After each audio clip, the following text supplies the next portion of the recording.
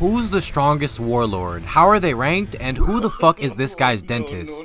What's up y'all, Shadex here, and today we'll be ranking the 7 warlords of the sea in terms of power. This is a very contentious topic, so just a disclaimer, this is my interpretation of this list. I'm by no means the end all be all when it comes to this power scaling shit, but if I did make an absolute unequivocal lapse in my judgment, then I did fuck up. However, I do think I did enough research to give a good opinion on this topic. A few characters on this list have barely any feats or statements to go off of, but I'll try my best to rank them regardless. Also, some characters are talked about and ranked right beside each other, and that basically means that I think that they could be equal to each other, so yeah, just keep that in mind. But without further ado, let's get into this ranking.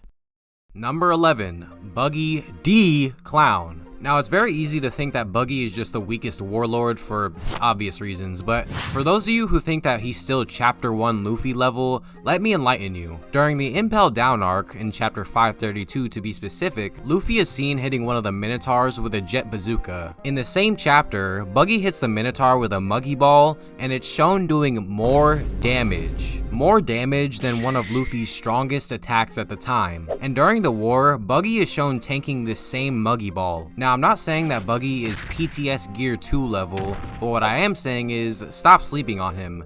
But then go back to sleep because Buggy is the weakest warlord, and I won't be mentioning him for the rest of this video. Number 10, Gecko Moria, and number 9, Crocodile. Throughout the story, Moria is consistently portrayed as the weakest warlord outside of Crocodile. The world government wasn't even confident that he could defeat the PTS Straw Hats. Even Kuma thought he needed assistance. This also fits in well with his narrative as well. The washed up, antiquated pirate that had been smacked down to the bottom tiers of the One Piece world. This smack was so hard in fact that it changed his entire mentality on becoming the Pirate King. Moria became lazy, overweight, and now lets his minions do everything for him. Even his fighting style has changed since now he doesn't enjoy physical activity at all. In the end, the world government tried to kill him for being too weak to do the job. But even though Moria fought all of the PTS Straw Hats, I still put Crocodile above him. Now, many people believe that Croc is still pre-Hockey, pre-time skip, pre-gear Luffy level, when that is just not true. During the war, Crocodile is seen taking a hit from Gear 2nd Luffy,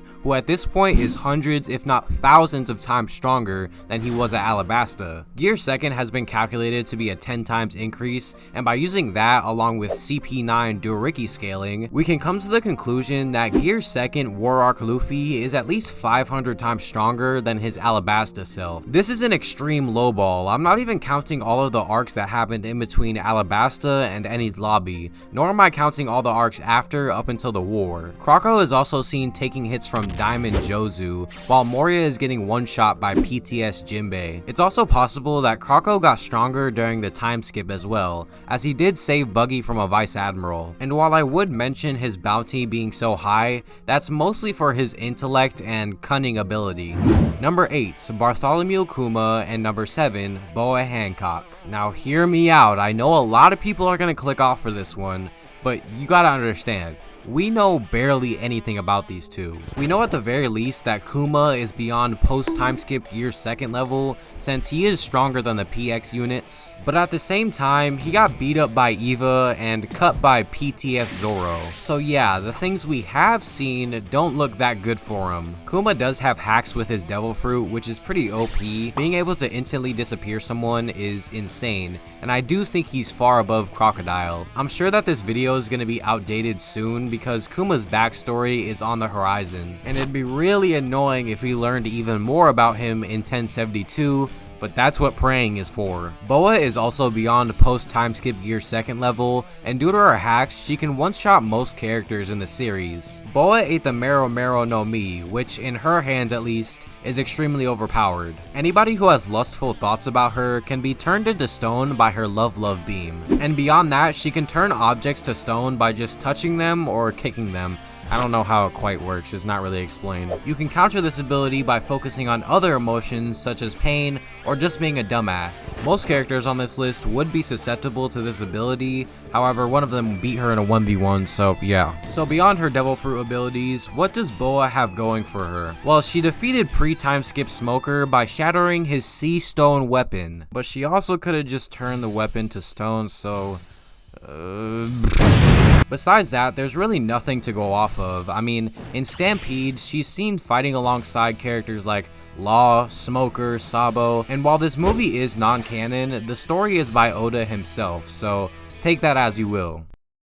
Number 6. Doflamingo. Alright, so I know half of y'all already clicked off this video, but hear me out once again. Dofi is easily commander level, just not above Jinbei. First of all, it should be stated that in his battle with Gear 4th, Dofi was not at full power. He had already fought multiple people before the battle, got fatally injured by Law, and used a technique to trap an entire island. Just as a side note, the One Piece world is almost 3 times larger than our own, so this island is way bigger than you think. After going through all that, Luffy still lost to Dofi and had to go Gear 4th once again just to hang. So I do believe that Dofi is a pretty powerful character, above the likes of Boa and Kuma. However, when people say Doflamingo versus Katakuri, I have to disagree with them. So we know that Luffy did get more powerful throughout the whole Cake arc, from his fight with Cracker to his battle with Big Mom's forces. But even if you say that didn't happen, and Gear 4 still has the level of strength that it did in Dressrosa,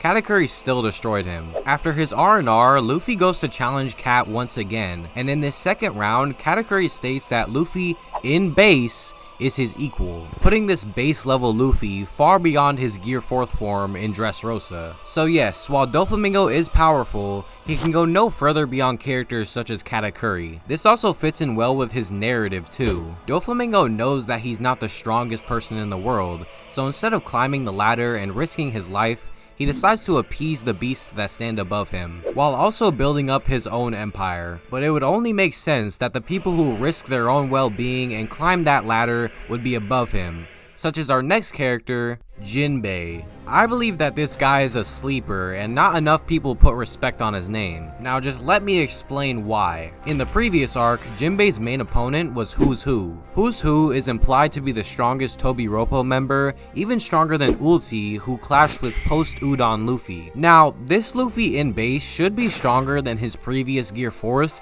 due to his performance against Kaido. For those who don't know, the previous Gear 4th that I'm referring to is the one that's fresh off of his battle with Katakuri. The Gear 4th that's stacked on top of base Luffy, who Katakuri said was his equal. So by following all that, we can come to the conclusion of Jinbei being far stronger than characters such as Doflamingo and Katakuri, since he defeated Who's Who. Jinbei has been kinda consistent with this power as well, as seen in Whole Cake when he actually damaged Big Mom. Number 4. Edward Weevil. Now we know absolutely nothing about Weevil. However, in chapter 802, Kizaru states, as a pirate he's tremendously powerful, just like the real Whitebeard in his youth, in terms of strength at least. Now hear me out!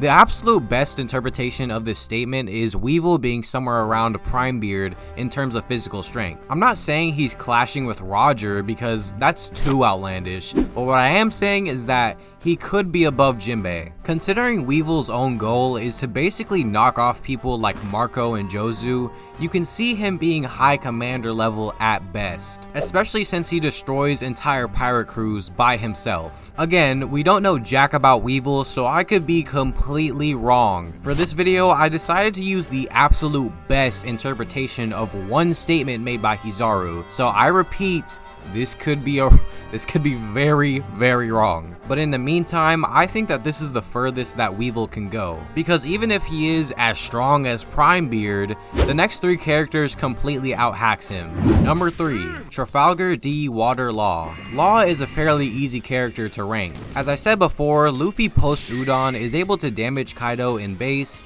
and Law scales to this Luffy, being able to do the same. Later on in the raid, Law takes down Big Mom along with Kid, and he awakens this devil fruit while doing this, therefore giving him a power increase. Some people may still think he's a support character, but literally right after Wano, Law takes on Blackbeard, who at this point is stronger than Rayleigh. I talk more about this and his hacks in my Law video, so go check that out. Speaking of Blackbeard, at number 2, we have Marshall D. Teach.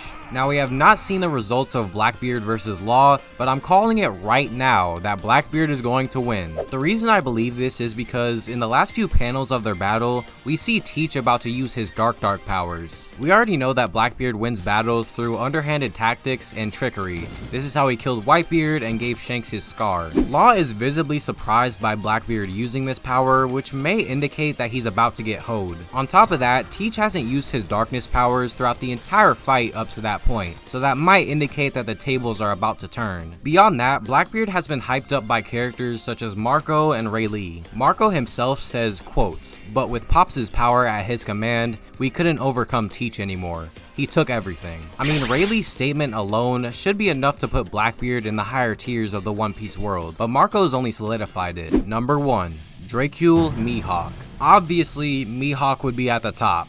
Being the world's greatest swordsman automatically puts him above many characters such as Shanks, Law, Rayleigh, and Zoro. Yes, Shanks is a swordsman. He's literally on the color spread that Oda approved of, and there's multiple statements that imply Mihawk being above him. The reason I put him above Blackbeard though is because Teach couldn't even react to his own crewmate getting cut in half. Now you could say that Blackbeard was just caught off guard, but literally right after this, he's hit with damn near the same attack. Now we know that Zoro is faster and more powerful than Law due to his showings against Kaido and King. This same Zoro is not on the level of Mihawk despite being able to cut Yonko level characters. With all of this evidence in mind, I believe that Mihawk is easily the strongest warlord. Maybe even the strongest person in the One Piece world. I don't know, Garp may have something to say about that. But anyways, that was my video on the strongest warlords of the sea. If you disagree with my opinion, please be constructive in the comments and don't just scream at me for no reason. If y'all want other rankings on the Straw Hats, the Yonko, or maybe even the top 5 Marines, there's a poll on Twitter in the description. And I'm not saying that those videos will come out instantly or anything, but anyways, bye bye!